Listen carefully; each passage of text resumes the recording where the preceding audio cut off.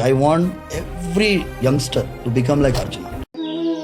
వేదా వినాశినం నిత్యై యయేన మనజమవ్యయ కదాంస పురుష పార్థ ఖంగాథయతి హంతికం. అర్జున, నీలో ఉన్న జీవం చనిపోదు, కూలిపోదు. పడేది శరీరం, కాని పడిపోయేది జీవం. ఇది అర్థమైన వాడికి భయం ఉండదు, బాధ ఉండదు. సరే, నీకు అర్థమయ్యేలా చెప్పాలంటే ఒక చిన్న భారతీయ పిల్లవాడున్నాడు.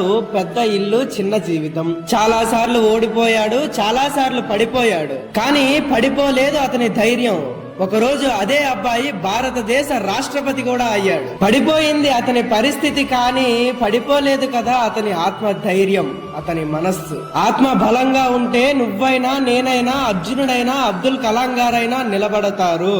వాసాంసి జీర్ణాని యదా విహాయ నయాని గృహాతిరనోపరాని తదా శరీరాని విహాయ జీర్ణాన్యాన్యాని సంయాతి నవాని దేహి.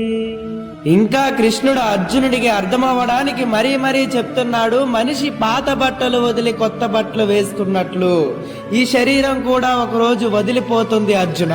అందుకే అర్జున, శరీరం పోతుందని ధర్మాన్ని వదలొద్దు అని చెప్తున్నా. సరే, మీకు ఒక రియల్ లైఫ్ ఎగ్జాంపుల్ చెప్తాను. 1999 సంవత్సరంలో కార్గిల్ యుద్ధం. కెప్టెన్ విక్రమ్ బాత్రా పర్వతంపై శత్రువులను ఎదుర్కొన్నాడు. చలికాలం, తీవ్ర కాల్పులు, మరణం ఎదుట నిల్చున్నాడు.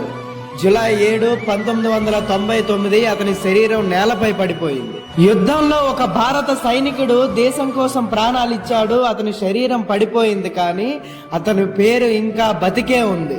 అతని ధైర్యం ఇంకా దేశంలోనే ఉంది. పోతుంది శరీరం మాత్రమే, కానీ ధర్మం కోసం నిలిచిన జీవం ఎప్పటికీ పోదు.